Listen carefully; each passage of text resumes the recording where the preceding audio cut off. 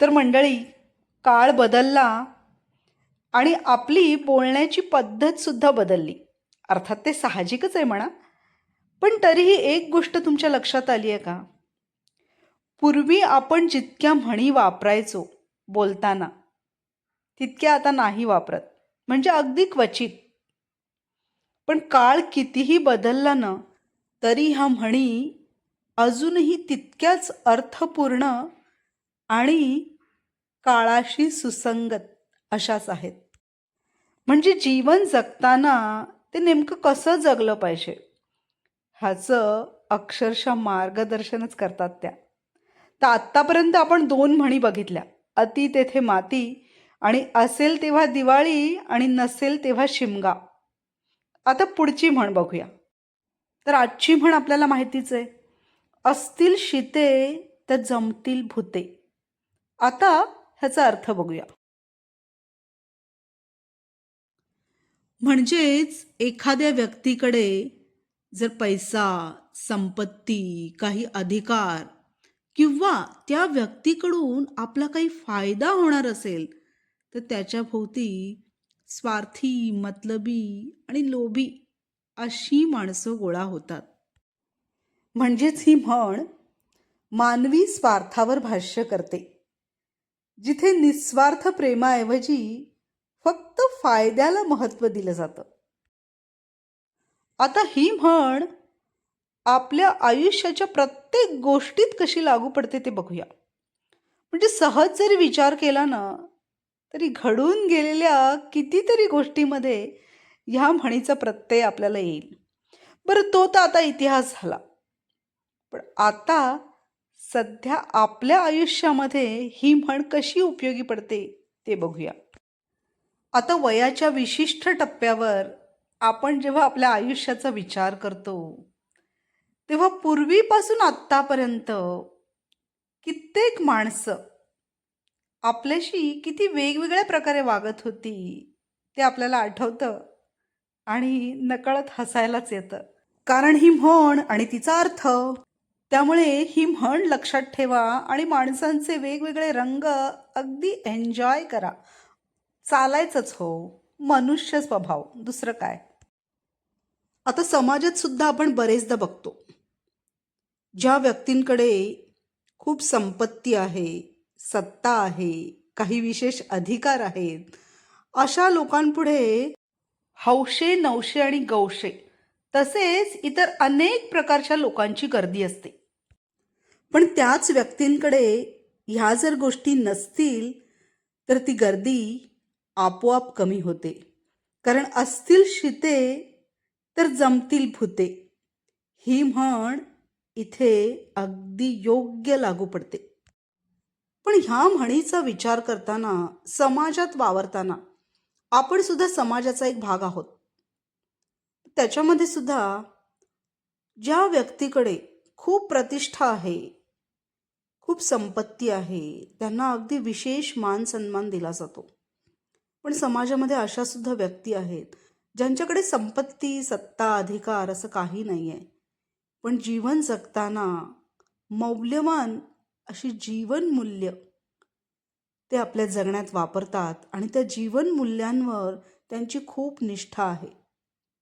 त्याप्रमाणेच ते समाजामध्ये ती जीवनमूल्ये रुजवण्याचा प्रयत्न करतात आणि समाजाच्या उपयोगी सुद्धा येतात. तर अशा व्यक्ती बरेचशा ना समाजामध्ये उपेक्षित राहतात.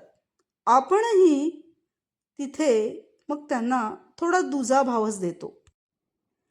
त्यामुळे समाजात वावरताना योग्य त्या व्यक्तींचं कर्तृत्व जाणून त्यांचा आदर आपण नक्कीच केला पाहिजे.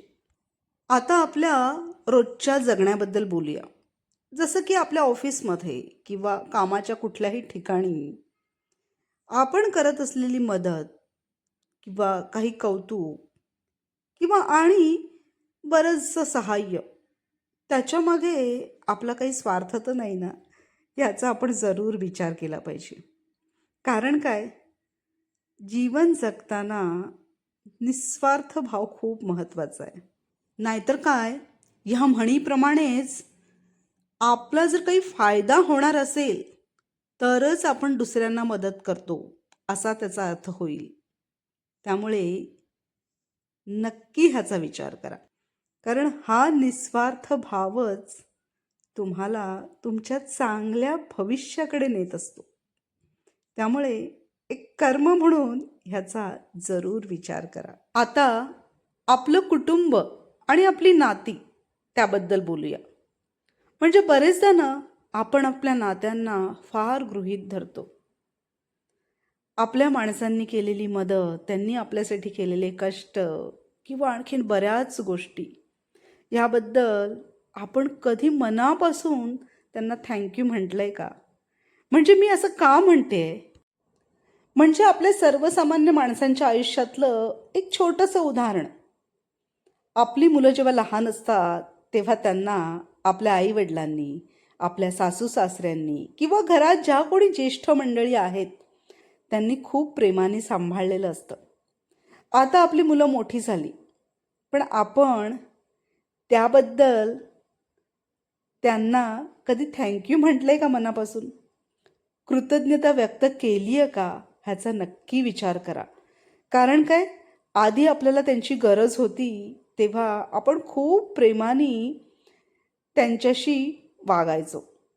आता पण तितकंच प्रेम आपण जपून ठेवलंय का आणि त्याची आपल्याला जाणीव आहे का ह्याचा नक्की विचार करा. नाहीतरी हा म्हणीसारखंच होईल, असतील शीते तर जमतील भूते. म्हणजे जेव्हा आपला फायदा होता तेव्हा आपण बरोबर तो करून घेतला आणि आता आपली गरज संपली तर आता मात्र आपण ते सगळं विसरलो, असं होता कामा नये. आपलीच घरातलीच माणसं असली तरी नक्की त्यांना थँक्यू म्हणा आणि त्यांच्यावर अजूनही भरभरून प्रेम करा. त्यांना खूप बरं वाटेल. कारण आपण जेव्हा मनापासून बोलून दाखवतो ना घरातल्या व्यक्तींना, थँक्यू म्हणतो ना, त्यांना खूप बरं वाटतं. आणि तेच आपल्या जगण्याचं यश नाही आहे का? सांगा बरं. आणि इथे घरातल्या ज्येष्ठ व्यक्तींनी सुद्धा, घरात ज्या व्यक्ती तुमची काळजी घेतात त्यांना मनापासून सांगा, तुम्ही खूप आनंदी आहात हे आवर्जून सांगा त्यांना. त्यांना सुद्धा खूप बरं वाटेल. कारण जेव्हा आपण मनापासून संवाद साधतो ना तेव्हाच घरात खरा आनंद निर्माण होतो.